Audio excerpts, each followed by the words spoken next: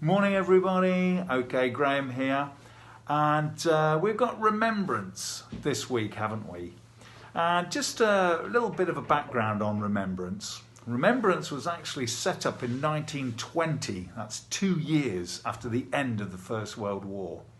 And it was set up to help the nation get closure on such a dreadful, dreadful event, because so many families had lost people and they were devastated. And one of the things that was even worse about that devastation is they didn't even know where their loved ones had been buried, because hundreds of thousands of service personnel had no marked grave. So in 1920 there was a chaplain, with the name of David Railton, who came up with the idea of getting a soldier, or any armoured personnel actually, from the Navy or the Air Force, to be exhumed, right, it's a bit grisly, dug up and brought back to Britain and put in Westminster Abbey as a memorial to the unknown soldier. And this actually was quite genius, because so many people were struggling. They didn't even know where their loved ones were buried. But they did this, and this unknown personnel was put in to a tomb in Westminster Abbey. And in the first week, 1.25 million people visited that, because everybody knew that there was just a slight chance that this might be their boy, their young man, who had died in that dreadful war. And it really helped to bring closure to a lot of people. And it helped so many people to focus on where to take their mourning and where to point their gratitude to, really, of all those who laid their lives down for our nation. And this is all thinking about people who have done these amazing things for us and laid their lives down so we have the freedom that we manage to live with today, and that's wonderful. But what about going forward? What about gratitude for today? Because today there are many, many people whose lives are on the front line and are serving us in our nation, as a nation. And it's really, really fantastic. It's good to think about all of those people. There's all the people who work for the National Health Service. And I know that many of your parents, or maybe older brothers and sisters, work for the National Health Service.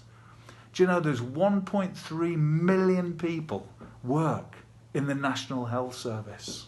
And it's just on the front line for me and you all the time, every day. And they are dealing firsthand with COVID right now. And we need them.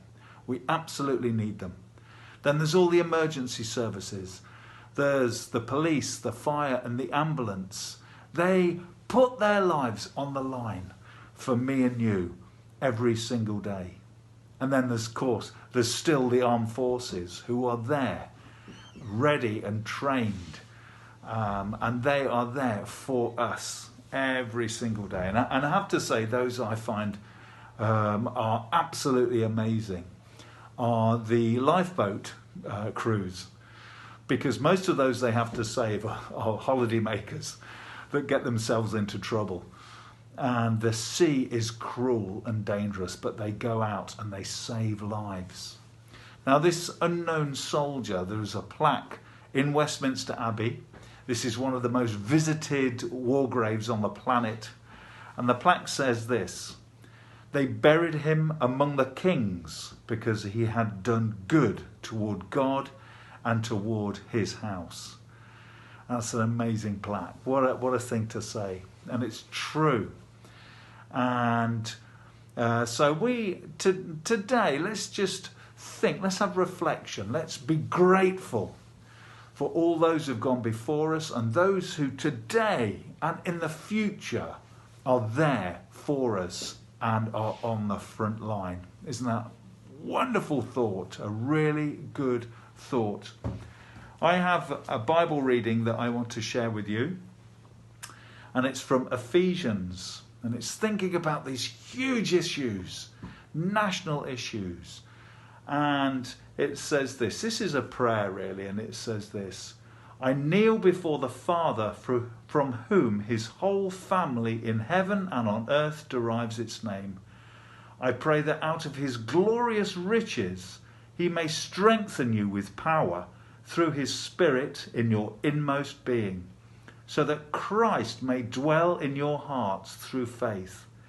And I pray that you, being rooted and established in love, may have the power, together with all the saints, to grasp how wide and long and high and deep is the love of Christ, and to know this love that surpasses knowledge, that you may be filled to the measure of all the fullness of God. That's big words, yes. Let's finish with a prayer. Heavenly Father, I just pray that you be with us this week. Thank you for all those who look over us.